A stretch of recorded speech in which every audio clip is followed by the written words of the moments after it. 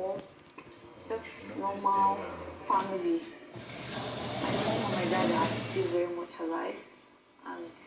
But though for the past 5 years, I would say I've not been with them like back to back like that. I've always been struggling and hustling for myself. Hey. Okay. Anyway, so I would say, though my mom has been everything to me. That's what I would say. So that's how I could relate to her. My mom has been there for us from day one, from small, doing everything literally for us. All of us, my mom, my sister, my brothers. And I would say I didn't go through too much stress, but I still went through stress, like to become independent and not asking my parents for money all the time. It gets tiring. At some point, you get to an age whereby asking your parents for money becomes really, really difficult. You will see that this woman, she has done so and so thing for you. Coming to her and asking her for petty things can be really, really discouraging to me, and I don't like it. And I feel like at this point, I'm the one that is supposed to be giving her. Do you understand? Though she had, but still, there's nothing bad there. So 5 years, I've been doing my thing, trying to hustle for myself to be independent, because I've always loved to be independent. I don't like to ask. I don't like to take from people. I just like to have for myself and be independent. I don't like to say, oh, this is one person that is the one that is giving me this and that and that. Or if I don't have this person, I cannot survive. So I try as much as I can to strive. My life has been really difficult, but any difficult times that I've gone through, I basically put myself in that situation. My parents are separated, so they've been separated for a really long time. So I lived with my mom for some time. I lived with my dad. Okay, so I was born in America. I did my elementary school in America. Came back to Nigeria for high school. I went to Caleb in Mangodo. So when we moved to Nigeria, I was staying with my mom, myself and my sisters. And my dad was in America working, but we hardly saw my dad. He would come home once every 2 years, and we'd see him for 2 days, 3 days a week. So he was really far away. So I was just working because we went to expensive schools here in Nigeria. So America, my dad said, okay, you don't know how to cook, you don't know how to do anything, you don't know how to wash clothes. So he taught us everything. So after when I was 19, I went to college, and then I basically gained my independence. So we stopped asking our parents for money. We started just working, going to school. We graduated, and then I started working 9 to 5, but I wasn't really happy in America. I didn't feel fulfilled. I felt like I was just working, and I didn't have time to really develop myself. How are you trying to poison my mind? This is where I want to be.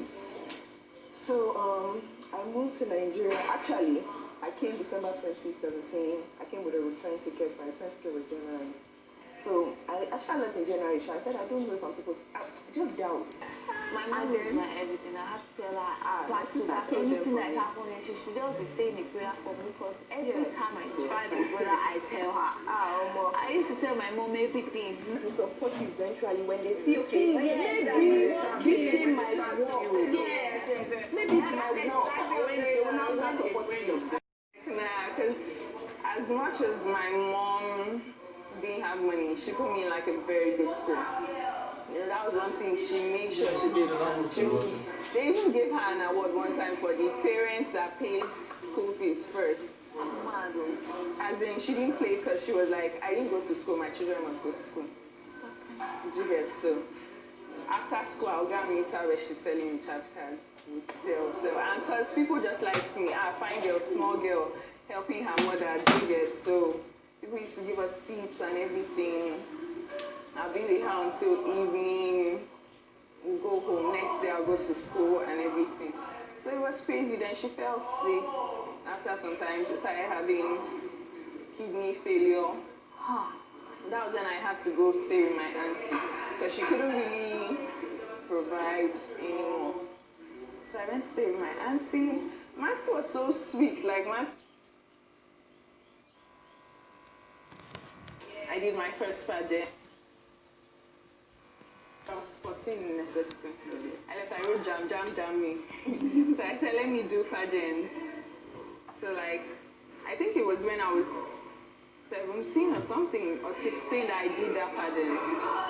And I won some money. So I was able to pay for certificates. Certificates in Uniport is like 150K or thereabout. That was how I entered school, not through jam. Oh, Yeah, so I paid for certificate, entered school, started school, did MBJN.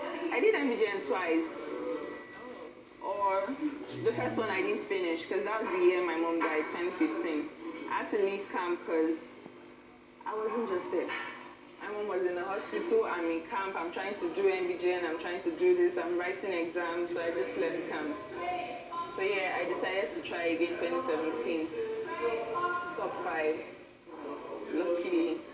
So yeah, I think that's how, somehow God has just always been there. Like, I don't play with God. No matter what I do, I'm not like the best Christian. I'm not the one that would go to church every day. But I don't play with God because it's just been God. Nobody else. I just feel like life hits you. I swear. And when people see me, people just feel like, this girl has, she's from a rich family, she's this. They don't know the struggle. The struggle I've been through. Like, when I hear people say their stories, I'm just like, if you hear my own story, if you hear mine, I remember so many, like, memorable moments with my mom. Like, one day I was coming back from school, I think I was in JS1. It was raining. The place we stay, like, rain used to get up to this point. And she knew that her daughter would come home from school. I would not wait for that rain to stop. So I literally entered the rain and I could see her, like, she was just coming, Mama, why didn't you wait now? You would have waited for the rain to stop. It was so sweet. I went home, she had, made my favorite food, everything. She was so sweet, so sweet. But life is unfair. But I'm happy, like, God keeps, there's something about, I don't know if it's because God knows it's only him I have. I'm an orphan, I don't have anybody else. I don't have father's family. All I have is my auntie, my sister. That's all I have. So, like, God has been there.